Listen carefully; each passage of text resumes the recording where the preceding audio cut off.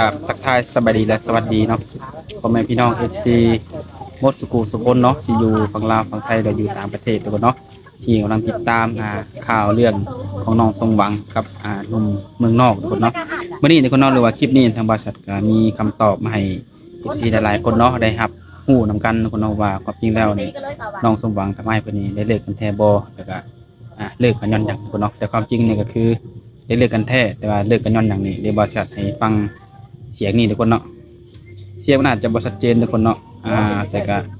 ฟังไปนำกันนี่แหละเนาะบางคนก็อาจจะฟังเข้าใจบางคนก็อาจจะฟังบ่เข้าใจเพราะว่าคลิปเสียงนี่บ่ได้ตั้งใจแบบว่าถ่ายทุกคนเนาะแต่ว่าเป็นแบบว่าบันทึกแบบห่างๆเนาะเสียงมันเลยแบบบ่ชัดเจนเป็นเสียงของผู้ใหญ่หรือว่าในบ้านหรือว่าทางอ้ายเพิ่นกับน้องสมหวังนั่นแหละลมกันทุกคนเนาะตกลงแบบว่าเรื่องปะเรื่องยากันนี่แหละไปฟังกันเลยทุกคนเนาะเว้าหลายก็เดี๋ยวสิบ่เข้าใจไปฟังต้นฉบับความจริงกันทุกคนเนาะ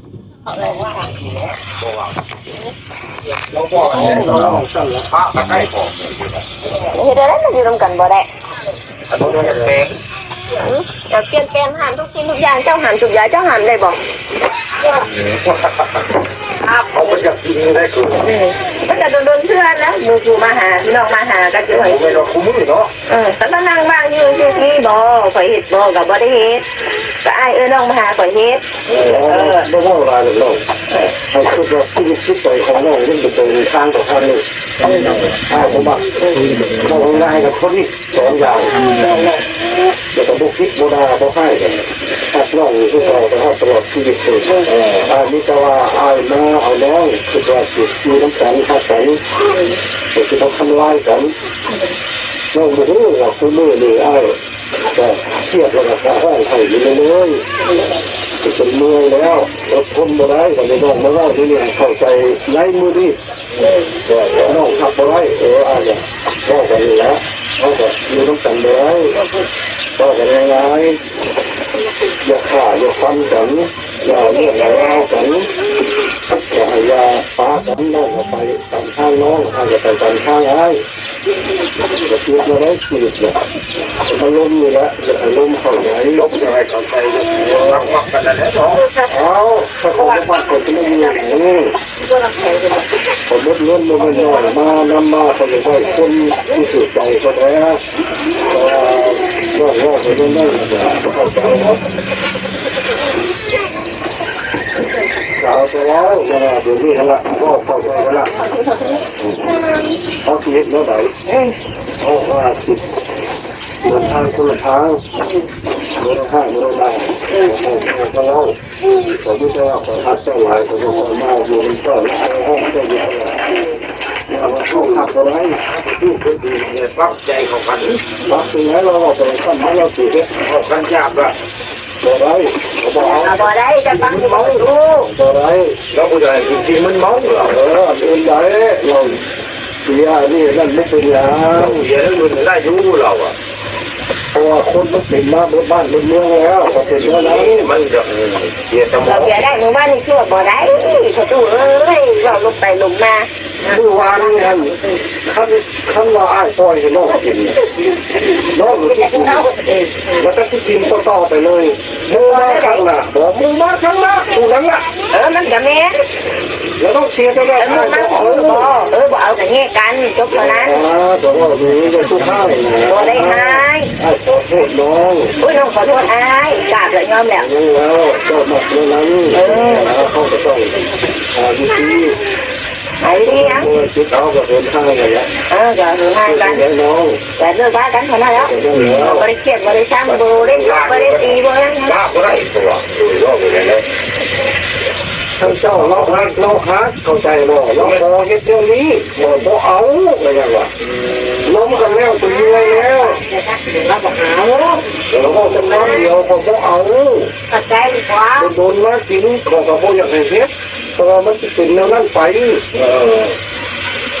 ขนาดเล่านี่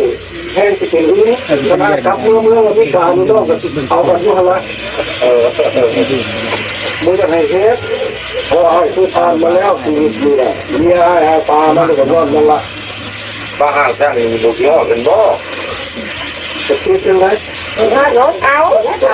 ล้วพอกับพี่โอ๊ตเป็นยังไงกันบ่ได้ ดีกว่ายุ่งกันเป็นทุกข์แล้วมึงให้กูเลิกไปแล้ว แม่พอจะพูดใจห้องใครอยู่คุ้มคุยทุกใจ เราก็บอกพี่สาวมันหนักเราก็มาใส่ลายเลยก็ให้เราไปเอาแล้วแหละ โอ้อันนี้มันธรรมดามันเมื่อเนี่ยนั่นน้อยอายมาพ่อหลายคนอะไรอายผ่านมาเนี่ยมาเจอน้อยเล่ากันทุกคนไปแต่งงานแต่มือเดียวมาพ่อเนี่ยบอกให้รู้ว่าจิตใจน้อยเป็นแม่ใดนี้เอากันแล้ว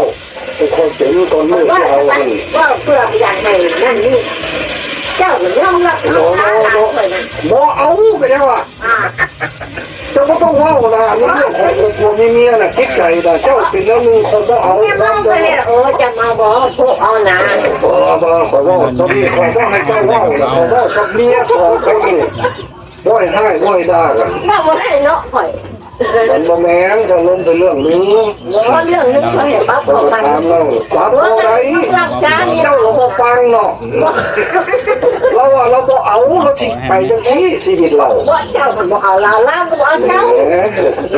นั่นแหละคอยมาเล่าอยู่นะแล้วเจ้าจะสู้นะให้คนร่วมกันสองคนนี่นะเล่ากันง่ายๆเลยหรอกคอยเดินทางมานี่คอยอย่างไรดีอ่ะอย่างไรคนหัก รับเอากันรถไม่สบายช่องรับเอากันรถ อย่าชูว่าจังหวะข้าไปยินเจ้าว่าแบบนี้แค่เคยสมองคนนี้ยามเลยกินกับเจ้าสองคนนั่นแหละบอกเอาไปเลยว่า เข้าเลย ว่าเถอะนั่งเข้าเลยขันเจ้าชูว่าดีๆแบบนี้คนชิ้นย่างนี้เดี๋ยวนี้ คุณพี่ เนี่ยมัน นี่ จะนุ่มนะ บอกแล้วเขาบอกว่าคนให้เข้ากันอย่าชูว่าเนี่ยเจ้าให้คนเล่นกันสองคนเนี่ยตุ๊กแตกแล้วเราหลับอะไรจะเดินทางคนละทางบ่อยดาบ่อยก้อยบ่อยฟิตแต่เสียงกันเจ้าไปดีก็จะไปดีอันว่าเรื่องที่แท้ที่ตาอันคนอยู่บ่ได้คนเดินทางมาเนี่ยเขาจะฟ้องเลยสามารถเป็นเรื่องเป็นเล่าไปนี่แหละผมจะคอยมาบ้านน้องเดี๋ยวนี้ห้ามน้องบ่ได้น้องว่าบ่ได้ปฏิบัติบ่ได้แบบนี้กินมูกินคู่อาจารย์มาเขาก็ว่าอยู่เขามาคนผู้เดียวเขายังบ่ถือกันเลยร่างกันนี่จะช่วยคิดให้เสียให้ข้ากันนี่เราก็ขอให้จะช่วยเรื่องขอให้ขอไปต้องเรื่องเจ้าเรื่องเงินเรื่องคำที่ทำแต่ขอบ่ได้ว่าอย่างนั้นผมก็ตีบ่ให้บ่ได้มิจะว่าคนเขาก็คือกันผมก็เอาชีวิตนี่แต่น้องว่าน้องสิไปทางนั้นก็ให้น้องเลือกเหมือนน้องเราเลือกเลยเด้อก็อยู่นี่เพราะว่าสองคนเรามันก็คือยาวกันบริเวณอยู่ที่มหาเรื่องคือแต่ความหักเลยคอยอยากทุกเครื่องพวกสร้างเลี้ยงน้องให้ใหญ่เขามีอยู่มีกินเขาจะความคนร้อยเฮ็ดนี้เรื่องแบบนั้นอันคือว่าหลายคนว่าน้องยังน้อยผมบอกว่าทำบ่น้อยก็ต้องสอนดีแต่น้องบนสุดก็ดีได้กับผมนี่ก็คงสามโลกคงง่ายเลยนี่เอาละเอาละที่บ้านเขาอันนี้แม่คุณเนี่ยข้างบนนี่อาจจะน้ำเสียตัวข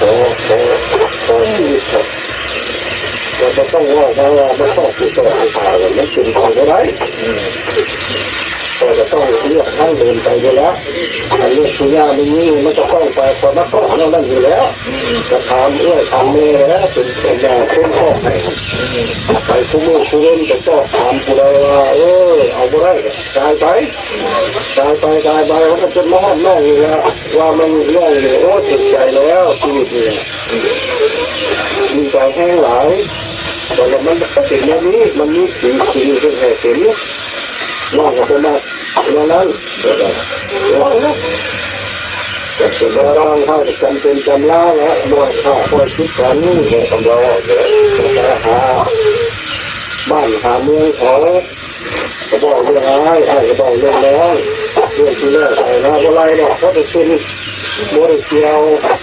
เรื่องที่เดินทางชีวิตเรื่องอะไรที่จะบอกว่าเรื่องนี้เขาเจ้าที่ผมในนี่อันนี้ชีวิตของเราไม่ติดเตียนแล้วน้องเจอมาจะไม่ถึงมีคนล้อเรียงดีก็แบบนี้แต่มันนี้ก็ต้องกระโชกดีว่าตัดหน้าให้น้องเรื่องตัวนี้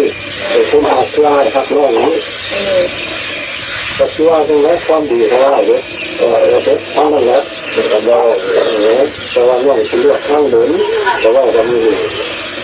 ว่ามาจะมีคำนี้ในห้องจัดสรรก็เขาพออยู่เรื่องกับเจ้าเรื่องอะไรต่างๆนะถ้าจะดีใจเราสอนน้องไปเรื่อยๆเนี่ยอย่างนี้2-3 หมื่นบ่เกลียดบ่ให้ลมกันมัวหัวม่วนแต่ว่านี่ก็เสียใจอย่างเดียวพอมีเนี่ยเขาต้องถ้ากันเว้ากันบ่แม่น โอเคทุกคนเนาะ ฟังไปก็เริ่มสิบ่เข้าใจย้อนหยังย้อนว่าเสียงมันบ่ชัดเจนเสียงรบกวนมันสิดังหลายกว่าเนาะสไตล์แบบว่า ก็คือสิมาสรุปทุกคนเนาะที่ว่าเป็นอย่างสองคนนี้คือว่าอยู่นำกันมาก็ได้บ่โดนด้วยความที่ว่าจัดงานแต่งยิ่งใหญ่อลังการทุกคนเนาะแต่ว่าอยู่กันได้แค่19 มื้อเองก็ต้องมาใหญ่ๆกันด้วยความที่ว่าเนาะทุกคนเนาะคือแหละคือเขาว่าแหละฝ่ายหญิงเนาะก็ถามว่าใหญ่บ่ก็บ่ใหญ่ถามว่าน้อยก็บ่น้อยเนาะก็คือว่าอายุก็22 ปีแล้วทุกคนเนาะแต่ว่าฝ่ายชายนี่ผู้เป็นสามีหรือผู้เป็นผัวนี่69 ปีแต่ด้วยความที่มีเมียเป็นเด็กน้อยไงกันเนาะน้อยกว่าเราแหละเพิ่นก็ด้วยความที่วัยรุ่นว่าไงทุกคนเนาะก็ยังมีการยังมีหมู่ว่าไงกันเนาะ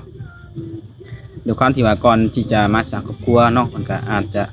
เคยเล่นเคยกินว่าไงกันเนาะแบบนั้นประมาณนั้นแหละทุกคนแต่ว่าในการที่มาสร้างครอบครัวหรือว่ามีผัวแล้วแต่ก็การที่จะให้แบบ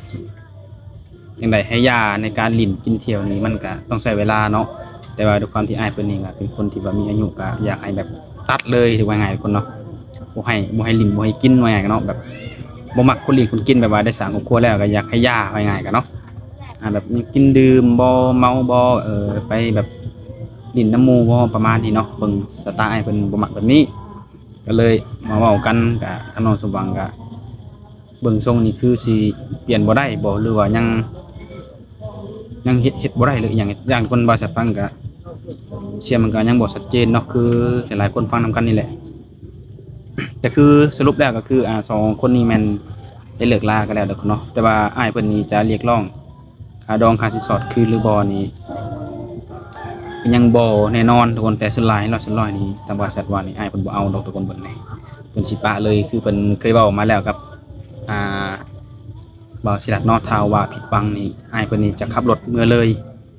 ค่าดองค่าสินสอดนี่เพิ่นปะเลยเพิ่นน่ะเพิ่นบ่ได้เสียดายสไตล์แบบว่าซื้อใจคนนะทุกคนเนาะนี่แหละ